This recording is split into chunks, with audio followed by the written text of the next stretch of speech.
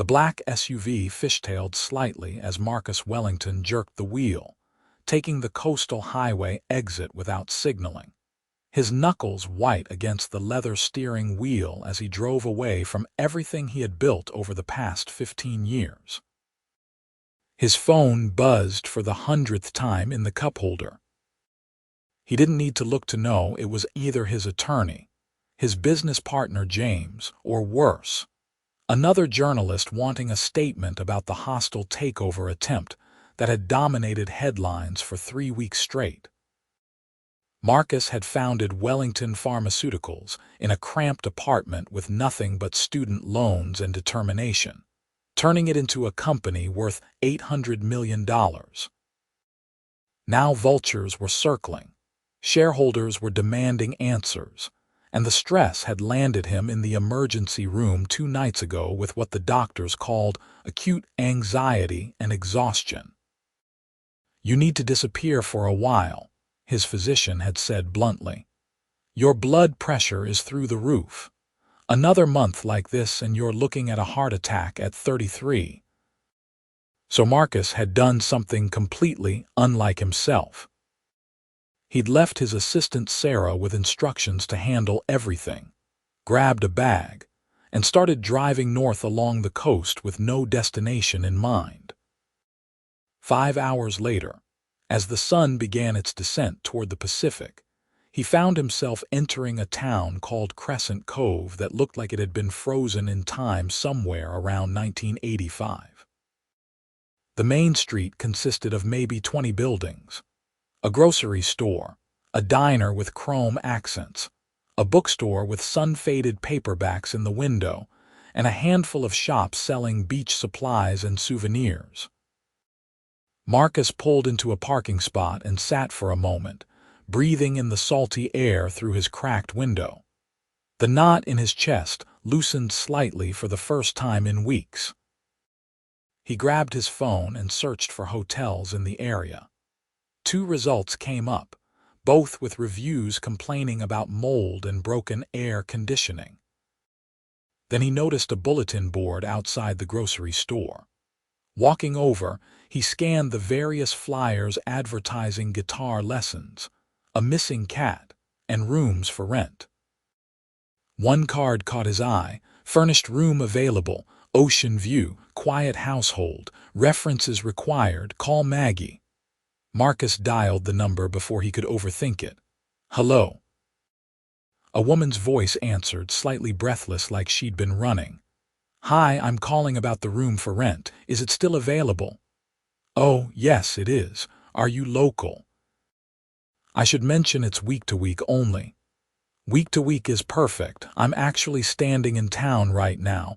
Would it be possible to see it today?" There was a pause. "Sure, I guess." "I'm at 47 Sandpiper Lane. The blue house with the white shutters. Can you be here in 20 minutes? I need to pick up my daughter from soccer practice at 5. I'll be there in 10. Marcus found the house easily. It was a charming 2-story cottage that sat on a slight hill overlooking the beach, with weathered blue paint and a front porch that wrapped around one side. The yard was neat but simple, with native grasses and a few flowering shrubs. A far cry from his modern downtown penthouse with its floor-to-ceiling windows and designer furniture. He knocked, and the door opened to reveal a woman in her late 20s, with honey-blonde hair pulled into a messy ponytail, wearing paint-splattered jeans and an oversized flannel shirt. She had striking green eyes that assessed him quickly, a small line appearing between her brows. "You must be the caller. I'm Maggie Ross." She extended a hand, and he noticed streaks of blue paint on her fingers. "Marcus, nice to meet you. Come in. Fair warning, the place is a bit chaotic. I was painting the bathroom." She led him through a cozy living room filled with mismatched furniture that somehow worked together. Children's drawings covered the refrigerator, and a stack of library books teetered on the coffee table. It felt lived in and warm, the complete opposite of his sterile apartment. The room is upstairs, Maggie said, leading him up a narrow staircase. It's got its own bathroom, which is nice. I finished renovating it last month. The previous tenant was here for 2 years before he moved for a job in Seattle.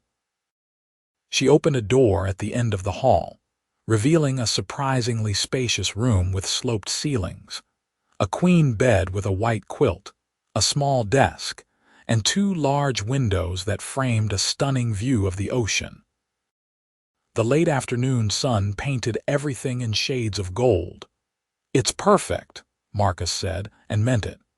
Maggie leaned against the doorframe, still studying him with those perceptive eyes. "I should be upfront. I have a 7-year-old daughter, Emma. She's generally quiet, but she's a kid. There will be noise, and I need first and last week's rent upfront plus a small security deposit." $600 a week. Marcus almost laughed. He'd spent more than that on a single dinner last month. That's very reasonable. Also, I need to know a bit about you. References, employer, that kind of thing.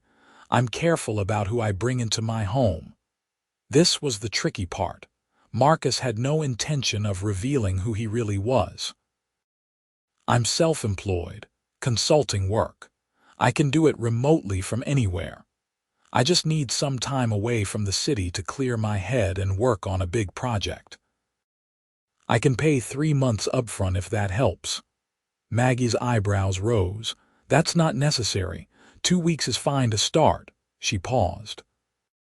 "You seem normal enough, though I'm probably a terrible judge of character. My ex-husband seemed normal too." There was a story there, but Marcus didn't pry. "I promise I'm very quiet, clean, and I'll stay out of your way." "I don't need you to stay out of the way. I just need you to be respectful and not be a creep." She smiled, and it transformed her face, reaching her eyes. "Come on, let me show you the kitchen situation. You've got access to everything. I just ask that you label your food and clean up after yourself." As they walked back downstairs, Maggie explained the house rules, pointing out the washer and dryer, the Wi-Fi password written on a chalkboard, and the spare key's hiding spot. She moved through the house with an easy confidence, gesturing animatedly as she talked. Marcus found himself relaxing in a way he hadn't in months. "Do you have stuff in your car?" Maggie asked. "You can move in today if you want.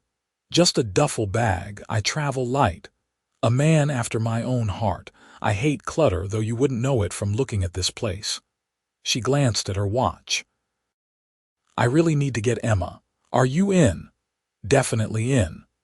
Marcus pulled out his wallet and counted out cash for 2 weeks plus deposit. Maggie blinked at the bills.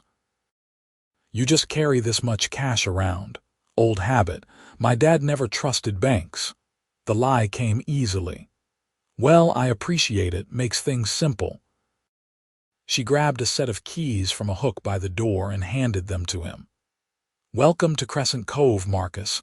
I think you'll like it here. It's quiet, but in a good way." After she left, Marcus brought in his bag and stood in his new room, looking out at the darkening ocean. His phone buzzed again. This time he turned it off completely and set it in a drawer. Whatever was happening back in Seattle could wait. For the first time in years, he was somewhere no one knew his name, no one wanted anything from him, and no one expected him to have all the answers. He slept better that night than he had in months. The next morning, Marcus woke to the smell of coffee and the sound of a child's laughter. He checked his watch. 7:30. He threw on jeans and a t-shirt and headed downstairs, following the sounds to the kitchen. Maggie stood at the stove flipping pancakes while a little girl with the same blonde hair sat at the table, swinging her legs and coloring in a workbook. They both looked up when he entered. "Morning," Maggie said brightly. She looked different today, hair down around her shoulders, wearing a simple blue dress. "Hope we didn't wake you. Emma's an early riser." I'm usually up at 6 anyway. Marcus smiled at the girl. You must be Emma. She studied him seriously. Are you the new renter? Mom said someone was moving into Mr. Patterson's old room. That's me, I'm Marcus. Do you like pancakes? Mom makes the best ones. Emma turned back to her coloring, apparently satisfied with this exchange. I haven't had homemade pancakes in years, Marcus admitted. Maggie glanced over her shoulder. Well, you're in luck. I always make too many. Grab a plate from that cabinet. Marcus felt awkward accepting, but the domestic scene was so warm and inviting that he found himself sitting at the table with a plate of blueberry pancakes, real maple syrup, and fresh coffee. Emma chattered about her upcoming field trip to an aquarium, and Maggie listened with patient attention while also managing to eat, refill coffee cups, and remind Emma to finish her breakfast. What do you do? Emma asked Marcus suddenly. For work. Emma, that's nosy, Maggie said. It's okay, I help companies solve problems, make things run better. That sounds boring, Emma said matter-of-factly. Emma, Marcus laughed. Sometimes it is boring.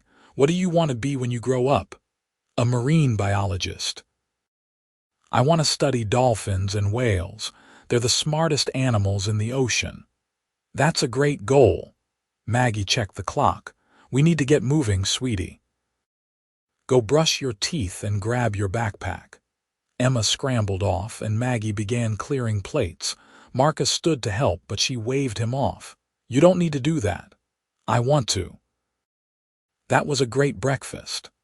They worked in comfortable silence, falling into an easy rhythm. Maggie washed while Marcus dried and put dishes away where she directed. So what do you do? Marcus asked. I saw paint on your hands yesterday. I'm an artist, mostly commissioned pieces, some local gallery work. It doesn't pay much, which is why I rent out the room. She said it without shame, just fact. I also waitress 3 nights a week at the Harbor Grill to make ends meet.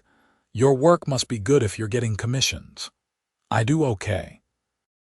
I love it, which matters more than the money, though money would be nice too. She smiled. What brings you to Crescent Cove? You said you needed to clear your head. Marcus chose his words carefully. Work's been intense. I realized I was burning out and needed to step back before I crashed completely. This seemed like a good place to do that. It is.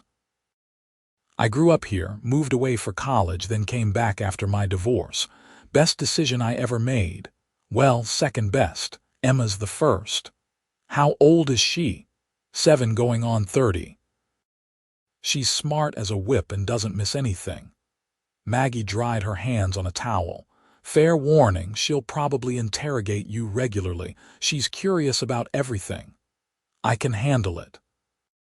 Maggie studied him for a moment, that same assessing look from yesterday.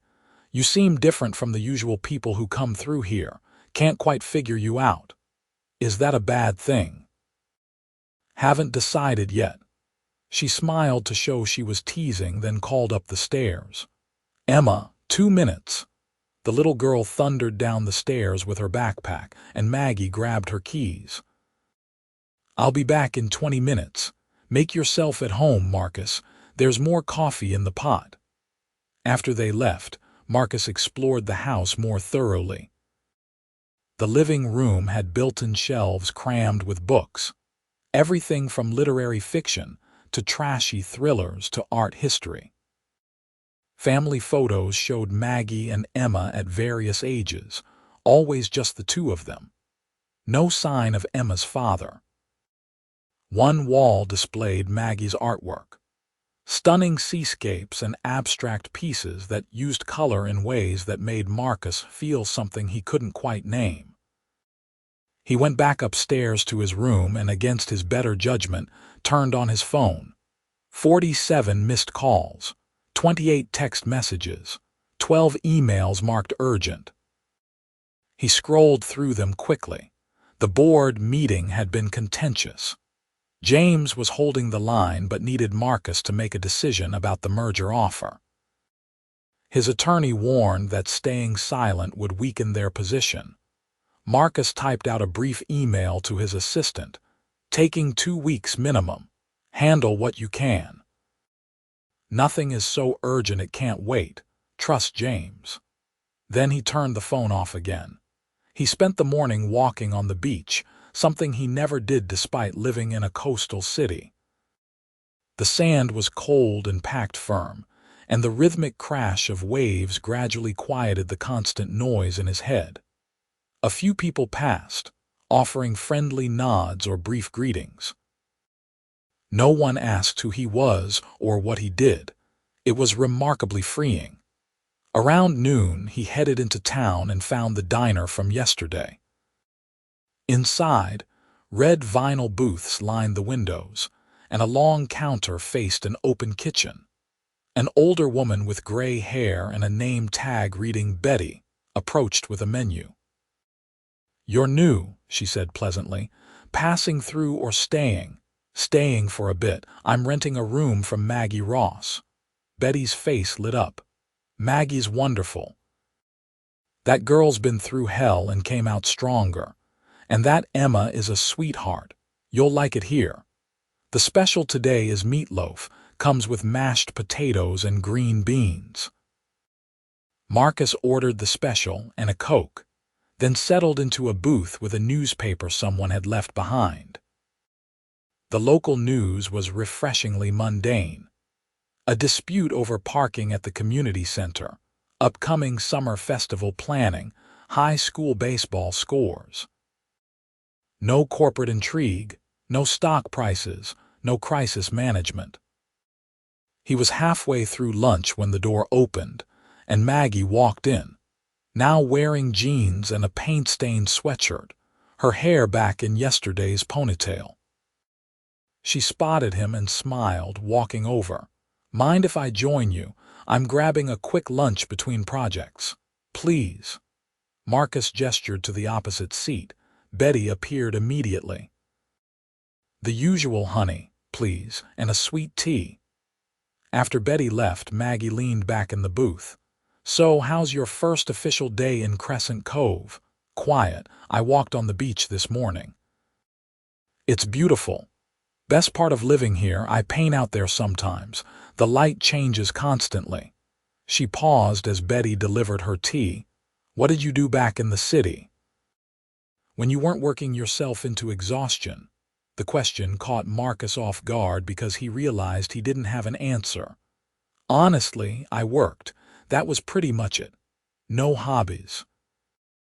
Friends, relationship. Work was the relationship, not a healthy one in retrospect." Maggie's expression softened with understanding. "I get that. When I was married, I tried to be the perfect wife. Gave up painting for 2 years, worked a job I hated to help pay bills while my ex chased one failed business idea after another. I lost myself completely. Then he left anyway, said I wasn't supportive enough." She laughed, but there was an edge to it. "Finding myself again after that was hard but necessary." "How long have you been divorced?" 3 years. Best 3 years of my life, honestly. Well, besides the financial stress and single parenting challenges and everything else." She grinned. "But I'm painting again. Emma's thriving, and I'm happy. That's worth more than the fancy house and new car my ex always wanted but never managed to provide." Betty brought Maggie's lunch, a turkey sandwich with fruit salad, and they ate in comfortable silence for a few minutes. "What are you working on today?" Marcus asked. "You mentioned projects." "A commission for a couple in Portland. They want a large abstract piece for their living room, blues and greens, ocean-inspired but not literal. It's fun but challenging. I'm in the messy experimental phase." She pulled out her phone and showed him a photo of a canvas covered in sweeping strokes of cerulean, teal, and seafoam. "What do you think?" "It's incredible. The movement in it, the way the colors blend. You're really talented, Maggie. She blushed slightly. Thanks. I love it, which helps on the days when I'm convinced I have no idea what I'm doing. They talked easily, the conversation flowing from art to books to Emma's obsession with marine life. Maggie was funny and self-deprecating, quick to laugh. Marcus found himself relaxing even more, enjoying the simple pleasure of talking to someone who didn't want anything from him. I should get back, Maggie said eventually, checking her watch. This piece won't paint itself. You doing okay? Need anything at the house? I'm great, thanks. As she stood to leave, she hesitated. We usually do family dinner on Friday nights, nothing fancy. You're welcome to join if you want. Emma would probably enjoy having someone new to talk at. I'd like that. Good, see you around, Marcus. He watched her go, Betty's knowing smile not lost on him when he went to pay. She's special, that one, Betty said. Been through a lot but never lost her sweetness. Her ex was a fool. Marcus just nodded and left a generous tip. The week fell into an easy rhythm. Marcus worked in the mornings, taking calls and answering emails from his room, keeping the business running but at arm's length. James was managing well, and the crisis had stabilized into tense negotiations. In the afternoons, Marcus explored the town, hiked the coastal trails, or sat on the beach reading books he'd bought from the local bookstore. Evenings, he often found himself in the kitchen with Maggie and Emma. Sometimes they cooked together, Maggie teaching him how to make her grandmother's pasta sauce or the perfect grilled cheese. Other times he'd sit at the table while Emma did homework, helping with math problems or listening to her read aloud for practice. It felt like playing house, except it was real, and Marcus was surprised by how much he enjoyed it. The domesticity he'd always avoided, claiming he was too busy building his company, turned out to be exactly what he'd been missing. Friday evening arrived, and Maggie enlisted Marcus to help prepare dinner. She'd planned spaghetti and meatballs, garlic bread and salad. Emma set the table carefully, explaining to Marcus the proper placement of forks and napkins with serious concentration. Mom says presentation matters, Emma informed him. Your mom is right about a lot of things, Marcus replied, catching Maggie's amused glance from the stove. They sat down together, Emma chattering about her week at school, a story about her best friend Sarah, and a playground dispute over the swings. Maggie listened attentively, asking questions and offering gentle guidance when Emma admitted she'd gotten angry and said something mean. What do you think you should do? Maggie asked. Emma sighed dramatically, apologized to Sarah on Monday. That's very mature of you. I don't want to, but it's the right thing. Emma turned to Marcus. Do you have kids? Emma, Maggie warned. No, I don't, Marcus said easily. Never been married either. Why not? You're old, Marcus laughed. I'm 33, that's not that old. Mom's 29 and she says her back hurts like she's ancient. Traitor, Maggie said, but she was smiling. For the record, my back hurts because I spend hours bent over canvases, not because of my age. After dinner, Emma convinced them to play a board game. They set up Monopoly on the living room floor, and Marcus quickly realized Emma was a ruthless real estate mogul in the making. She negotiated trades with sophisticated logic and showed no mercy when someone landed on her properties. Who taught you to play like this? Marcus asked as he handed over rent for the third time in 4 turns. Mom, she says you should never be afraid to negotiate for what you want. Maggie shrugged. Life lesson disguised as family game night. Marcus ended up bankrupt, while Emma won decisively. As Maggie put Emma to bed, Marcus cleaned up the game and did the dinner dishes. When Maggie came back downstairs, she found him wiping down the counters. "You don't have to do that," she said. "I know I want to. Dinner was great. Thank you for including me." Maggie poured 2 glasses of wine and handed him one. "Want to sit on the porch? It's a nice night." They settled into the porch swing, the evening air cool but pleasant. The ocean was a dark expanse dotted with moonlight, the rhythmic waves a constant background. "This is nice," Marcus said. "I can't remember the last time I just sat and did nothing. It's one of my favorite things. After Emma goes to bed, I come out here and decompress. Sometimes I bring a sketchbook, but mostly I just sit." They rocked gently, the swing creaking slightly.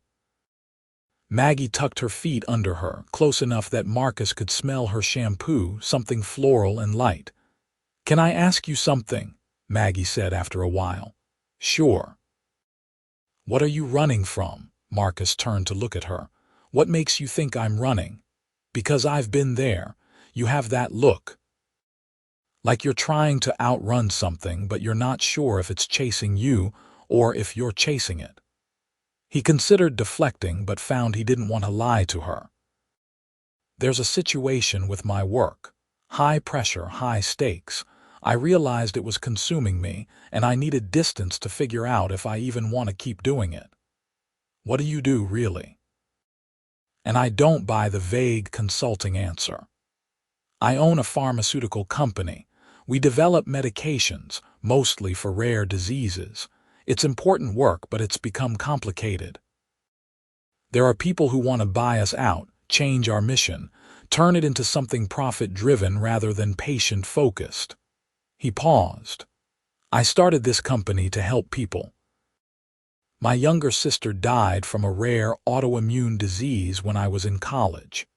There was no treatment, no research, nothing. I promised myself I'd change that for other families.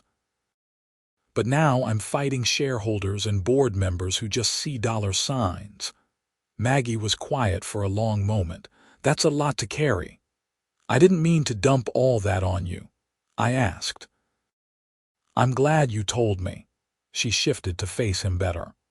"For what it's worth, I think taking space to figure it out shows strength, not weakness. You can't make good decisions when you're drowning." "Is that what you did when you left your marriage?" "Eventually. I waited too long trying to fix something that was broken from the start. When I finally left, I felt guilty for months. But then I started painting again, really painting, and I remembered who I was before I tried to shrink myself for someone else." She smiled. "Best decision I ever made, even though it's scary sometimes, being on my own with Emma. You're doing an amazing job with her. She's smart and kind and confident." "She's the best thing I've ever done." Maggie's voice was soft with affection. "Everything else is just details." They sat in companionable silence, the swing moving slowly. Marcus felt something shift in his chest, a warmth that had nothing to do with the wine. He'd known Maggie less than a week, but sitting here with her felt more real than anything he'd experienced in years. "I should probably head to bed," Maggie said eventually, though she didn't move. "Early morning tomorrow, I've got a piece to finish. Thanks for tonight, for dinner and this." "Anytime, Marcus." The following week, Marcus fell into an even deeper routine with the household. He started joining Emma's morning breakfast ritual regularly, and Maggie seemed to expect his presence, automatically making extra pancakes or eggs. He helped Emma with a school project on ocean ecosystems, using his research skills to find information about the Pacific ecosystem. Maggie would work in her studio, a converted garage behind the house, and sometimes Marcus would bring her coffee and stay to watch her paint. "You're distracting," she said one afternoon, but she was smiling. "Should I leave?" "No, just warning you that I might not be good company. I get very focused."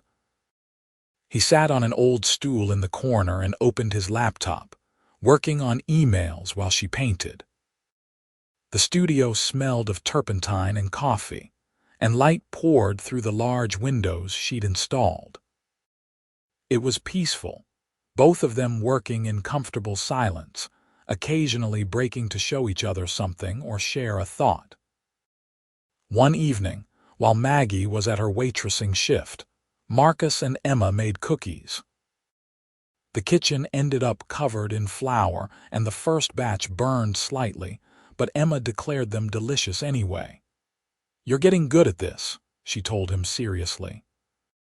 "When you first came, Mom said you probably couldn't cook. She was right. Your mom's been teaching me." "Do you like it here?" Emma asked, carefully placing cookie dough on the baking sheet. "I do, very much." "Are you going to leave soon?" The question hit Marcus harder than expected. "I don't know, probably eventually." Emma frowned. "That would make Mom sad."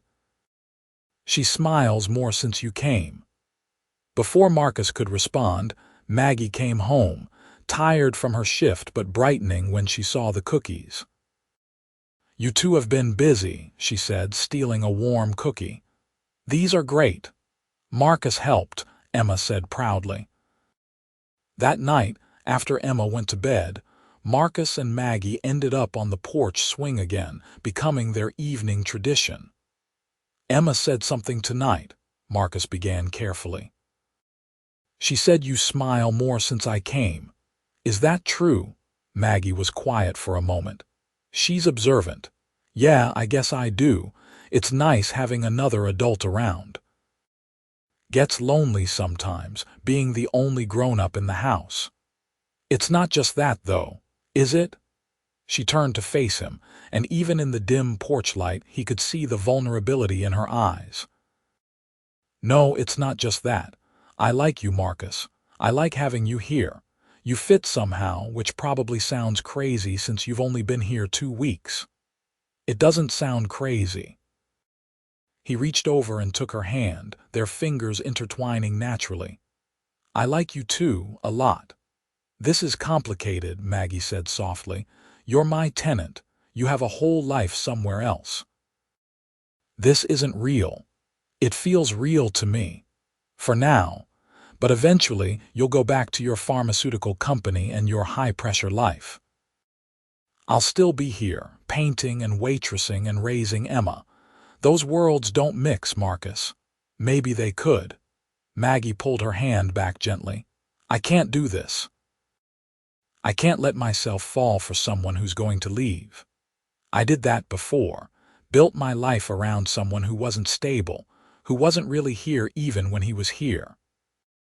I won't do it again, especially with Emma to think about. She's already attached to you. I'm attached to her too, to both of you. Which is why we need to be smart about this." Maggie stood up, wrapping her arms around herself. "I think maybe we should keep some distance. You do your thing, I'll do mine. Friendly but separate." Marcus stood too, wanting to argue but seeing the fear in her eyes. She'd been hurt before, badly. He couldn't push. "Okay, if that's what you need." "It is." She went inside, and Marcus heard her climb the stairs to her room. He sat back down on the swing, frustration and confusion warring inside him. She was right about the complications. But she was also wrong about it not being real. This was the most real thing he'd felt in his entire adult life. The next few days were awkward. Maggie was polite but distant, spending more time in her studio and less in the common areas. Emma noticed and asked Marcus if they'd had a fight. "Not a fight exactly," Marcus said. "Just a misunderstanding. We'll work it out." But he wasn't sure they would. Maggie seemed determined to maintain walls between them, and Marcus didn't know how to breach them without making things worse. On Thursday, James called with news. The board had accepted their counteroffer. The merger was off, and Wellington Pharmaceuticals would remain independent, focused on its original mission. "You did it, Marcus," James said, excitement clear in his voice. "We held them off. The company is safe." Marcus should have felt triumphant. Instead, he felt hollow. "That's great, James. Really great. You don't sound happy." "I am. I'm just processing." "When are you coming back? The team wants to celebrate and we need to start planning the next phase." "I need a bit more time." "Another week or two." James was quiet. "Marcus, is everything okay? This isn't like you." "Everything's fine. I just need to tie up some things here." After he hung up, Marcus sat on his bed, looking out at the ocean. He'd won the battle for his company, achieved what he'd been fighting for. But the victory felt empty because he'd realized something over the past weeks. The company wasn't what mattered most anymore. That evening, Emma had a soccer game, and Marcus went to watch. Maggie was there, cheering loudly, and she gave him a small smile when he sat nearby but not next to her. Emma played enthusiastically if not skillfully, and Marcus found himself on his feet when she scored a goal, shouting encouragement. After the game, Emma ran over to them, sweaty and beaming. Did you see my goal?" "We saw," Maggie said, hugging her. "You were amazing." "Marcus, did you see?" "Best goal of the game," he confirmed, and Emma's smile got impossibly wider. They walked to the parking lot together, Emma between them, talking non-stop about the game. For a moment they looked like a family, and Marcus saw Maggie realize it too, something shifting in her expression.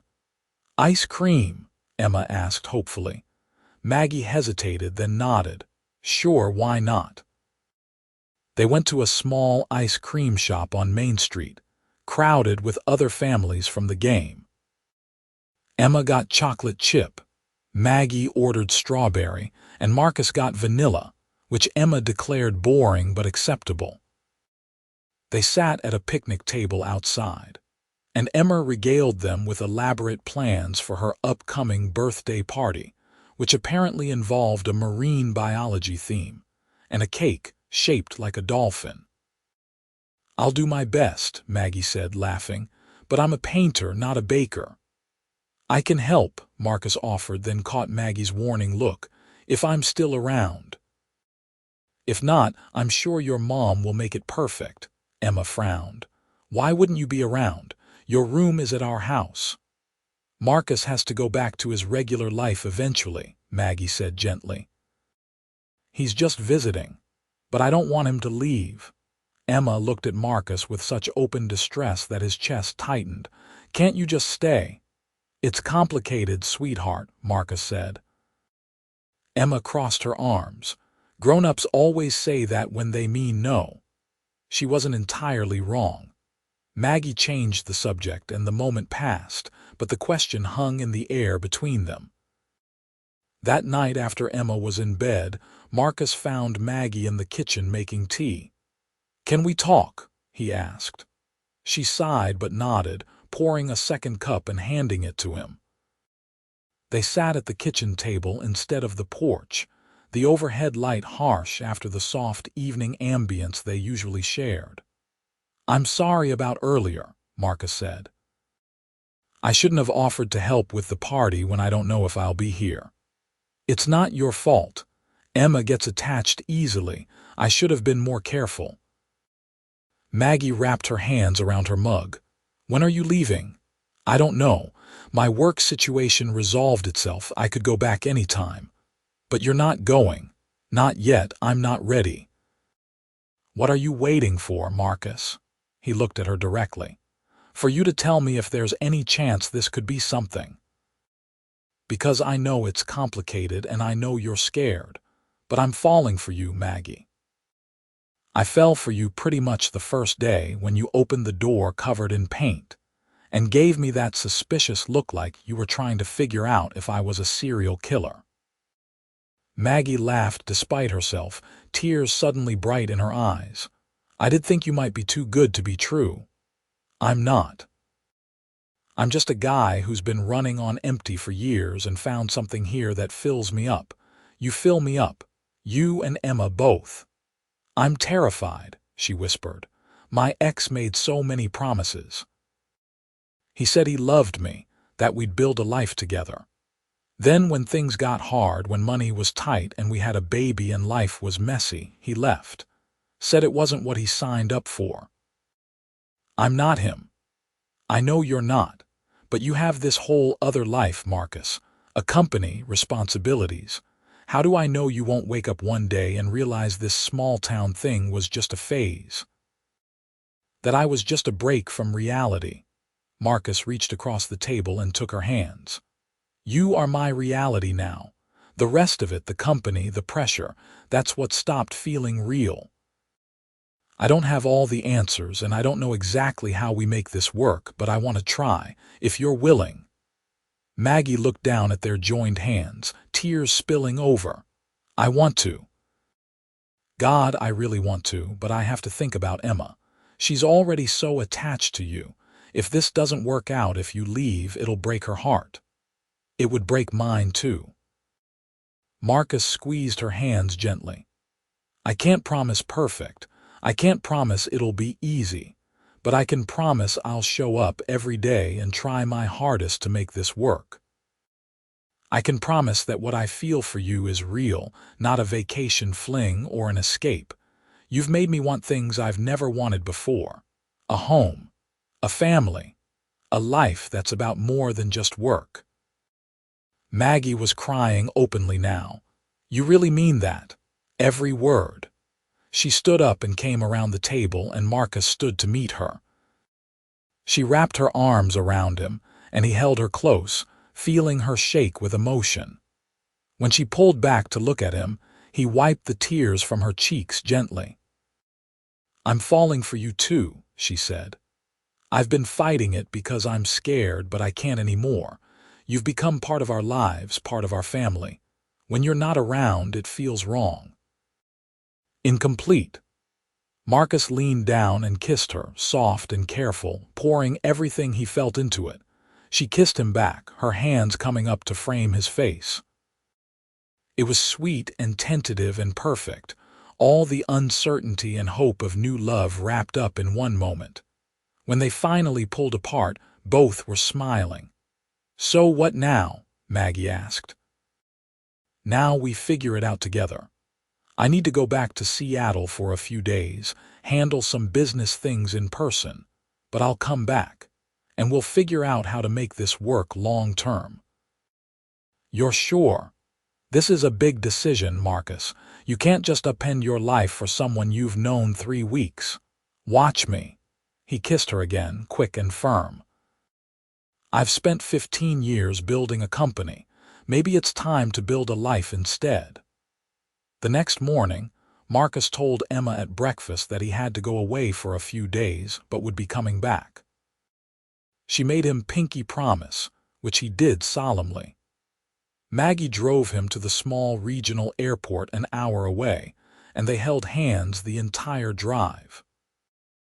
Call me when you land, she said as he grabbed his bag from the back seat. I will, and Maggie, thank you for giving this a chance, for giving us a chance. Thank you for staying. Seattle felt foreign after weeks in Crescent, Cove. The noise, the traffic, the crowds, everything felt too much, too fast. Marcus checked into a hotel rather than his apartment, not ready to deal with that part of his old life yet. The next day, he went to Wellington Pharmaceutical's headquarters. Sarah nearly fell out of her chair when she saw him. Marcus, you're alive. We were starting to wonder. Sorry for going dark, I needed it. James came out of his office grinning. The prodigal founder returns. You look different, relaxed. I feel different. They spent the morning going over everything that had happened in Marcus's absence. The company was stable, the crisis averted. James had proven himself more than capable of handling day-to-day operations. You didn't need me, Marcus said, surprised by the realization. We always need you. You're the heart of this place. But yeah, we can handle the daily stuff. You hired good people, Marcus. You need to trust them more. That afternoon, Marcus called a meeting with his senior leadership team. He laid out a new vision.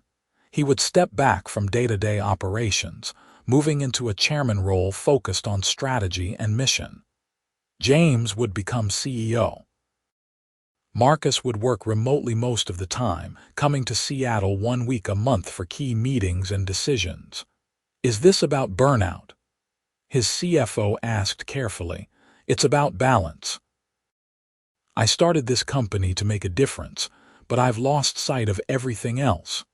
I need a life outside these walls, and honestly, I think the company will be better for it. Fresh perspectives, new leadership energy. The team was supportive, especially when Marcus outlined how it would work. He'd still be involved, still guiding the mission, but he'd no longer be the bottleneck for every decision. Over the next 3 days, Marcus systematically reorganized his life. He met with his attorney to draw up the paperwork for his new role. He put his penthouse on the market. He had long conversations with James about the transition plan, making sure his friend felt supported. On the 4th day, he flew back to Crescent, Cove. Maggie picked him up, Emma bouncing in the backseat with excitement. "You came back," Emma shouted as he got in the car. "I promised, didn't I?" That evening, after Emma went to bed, Marcus and Maggie sat on the porch swing and he told her everything he'd done. "You changed your entire career structure in 3 days?" she asked, amazed. "When you know what you want, why wait? I want this, Maggie. I want you and Emma and this town and this life. My company will be fine. Better, probably. But I only get one chance at this, at us. What if we mess it up? Relationships fail all the time. Then we'll fail knowing we tried, but I don't think we will. I think we're going to be great together." Maggie leaned her head on his shoulder. "I love you. I know it's fast and maybe crazy, but I do. I love you too. Have for a while now." They sat there, rocking gently, the ocean whispering in the background. Marcus had never felt more certain of anything in his life. The next few months were an adjustment. Marcus officially moved out of the rental room and into Maggie's room, though they took it slow for Emma's sake, making sure she understood and was comfortable with the changes. He set up a home office in the spare room downstairs, working his Seattle week remotely and traveling once a month for in-person meetings. Maggie's art began to flourish with the reduced financial pressure. Marcus's contribution to household expenses meant she could cut back on waitressing and focus on painting. Her work improved dramatically, and she landed a show at a gallery in Portland that sold out on opening night. Emma thrived with the additional stability. Marcus helped with homework, attended every soccer game, and spent Saturday mornings with her at the beach, collecting shells and looking for tide pool creatures. He never tried to replace her father, but he became a steady, loving presence in her life. One evening in August, 6 months after Marcus had first arrived in Crescent Cove, he and Maggie walked on the beach after putting Emma to bed. The sun was setting, painting the sky in shades of orange and pink.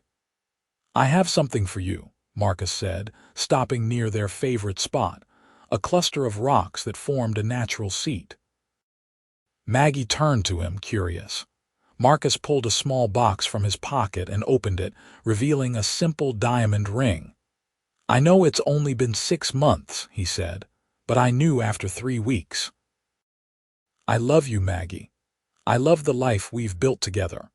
I love how you make me laugh and challenge me and see me for who I really am, not just what I've accomplished. I love being part of your and Emma's world. I want to make it official. Will you marry me?" Maggie's hands flew to her mouth, tears already streaming. "Yes, God, yes, Marcus, I love you so much." He slipped the ring on her finger and kissed her as the sun dipped below the horizon. When they pulled apart, both laughing and crying, Maggie noticed something. "Did you plan this for sunset?" "That's incredibly romantic."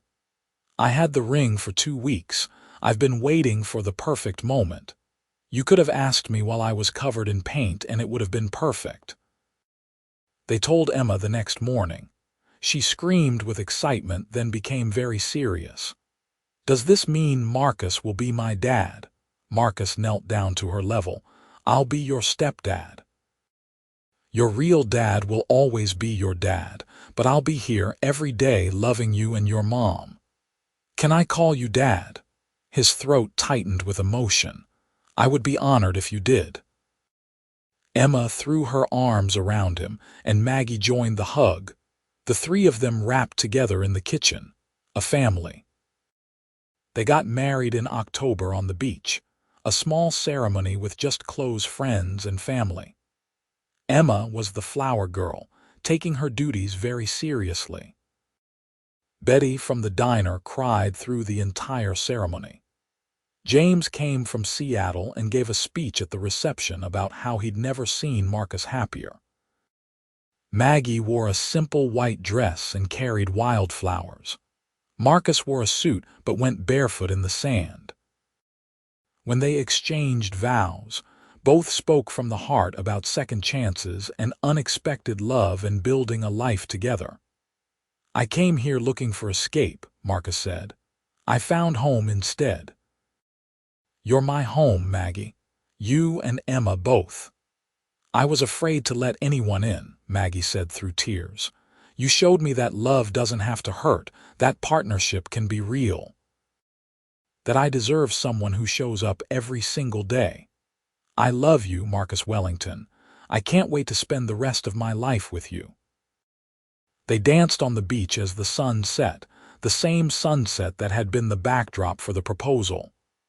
Emma danced with them, then with James, then with Betty, her joy infectious. That night, in the house that had become theirs, Marcus held his wife close and looked out at the ocean, grateful beyond words for the panic attack that had sent him driving north, for the bulletin board outside a grocery store, for paint-stained fingers and suspicious green eyes and a 7-year-old who asked hard questions. Life settled into a beautiful rhythm. Marcus traveled to Seattle monthly, but always hurried back home to Crescent, Cove. Wellington Pharmaceuticals thrived under James's leadership, developing treatments for 3 rare diseases in the first year of the new structure. Marcus's role as chairman let him focus on the mission and vision without drowning in daily operations. Maggie's art career took off. She had shows in San Francisco, Seattle, and even New York. Marcus accompanied her when he could, proud to stand beside her at openings, watching collectors admire her work. Emma continued to flourish, her confidence growing daily. She joined the Marine Biology Club at school and announced her intention to study oceanography in college. Still 7 years away, but already planning. A year after their wedding, Maggie sat Marcus down with news. She was pregnant. Marcus cried, something he'd done more in the past year than in his previous 33 combined. They told Emma together, and she immediately began planning how she'd be the best big sister ever. Their son, Andrew, was born on a stormy March night. He came into the world healthy and loud, and Marcus fell in love all over again holding his son for the first time. Emma was beside herself with excitement, wanting to help with everything. 2 years later, they welcomed a daughter, Lily. The house was full and chaotic and perfect. Marcus had a family, a real family, the kind he'd never imagined having. On a quiet evening when both babies were miraculously asleep, and Emma was at a sleepover, Marcus and Maggie sat on their porch swing, a bottle of wine between them. "Do you ever miss it?" Maggie asked. "The high-powered CEO life, the penthouse, all of it." Marcus considered the question seriously. "Sometimes I miss the rush of closing a big deal or solving an impossible problem. But do I miss the life? Not for a second. This is better. This is real. No regrets. Only that I didn't find you sooner. Though if I had, you wouldn't have had Emma, and I can't imagine our life without her. The universe has timing we don't understand, Maggie said, leaning into him. We found each other when we needed each other. I needed you desperately. I just didn't know it until I saw you standing in that doorway covered in paint. Maggie laughed. I thought you were too handsome to be trustworthy. What? It's true. I told my friend Sarah that night that you were probably some con artist because no one that good-looking just shows up needing a room. And now I know you're just a dorky dad who cries at kids' movies and can't build anything without instructions and burns toast regularly. Wow, harsh but fair. She kissed him softly. You're also the love of my life, the man who chose us every single day, the best partner I could have asked for. Right back at you, Mrs. Wellington. They sat in comfortable silence, the ocean constant in the background.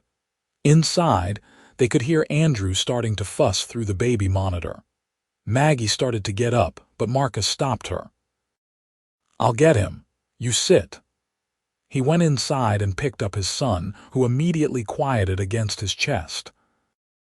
Marcus walked him around the nursery, humming softly, and looked out the window at the ocean view he'd first seen almost 4 years ago.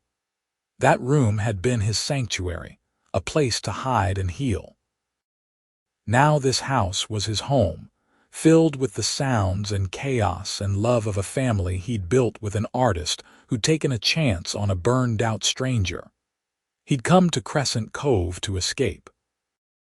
He'd stayed because he'd found everything he'd been missing without knowing it: love, purpose, family, peace.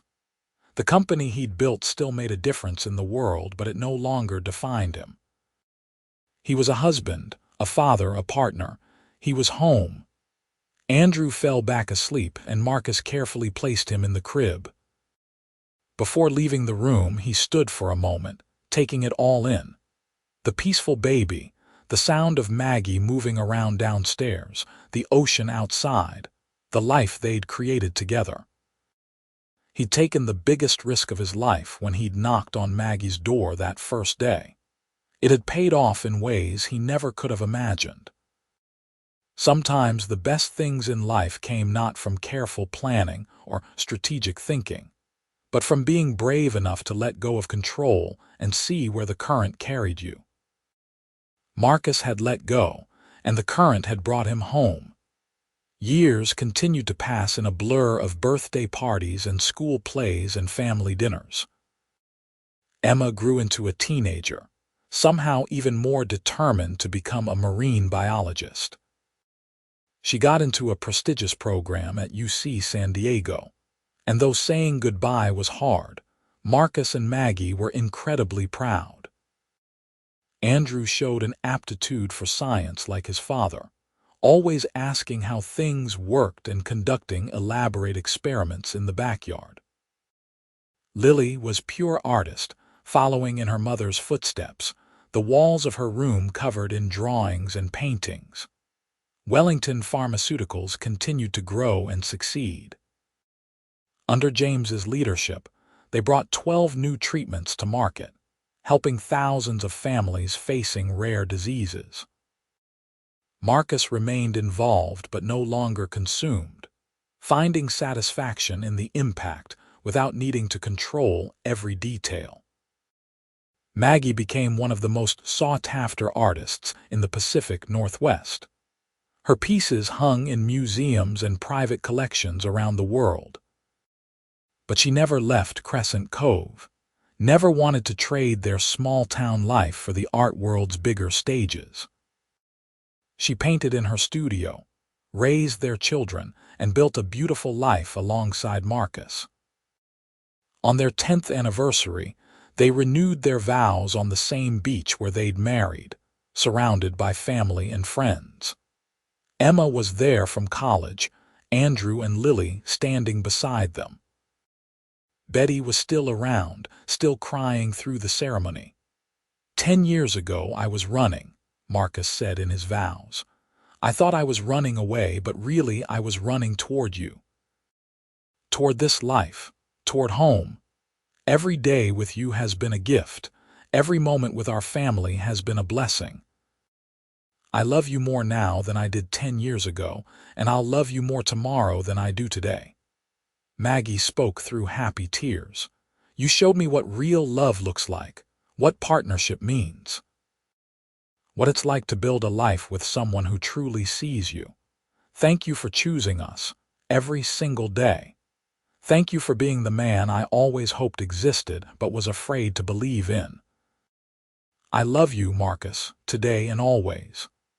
They danced on the beach as the sun set, just like their wedding night, their children dancing around them.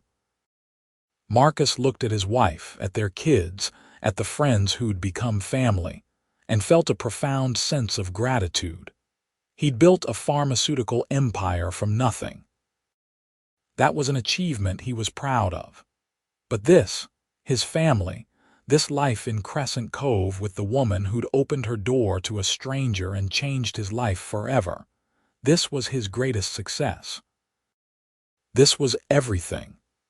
As the celebration wound down and they walked back to their house, hand in hand with their children running ahead, Marcus felt completely at peace.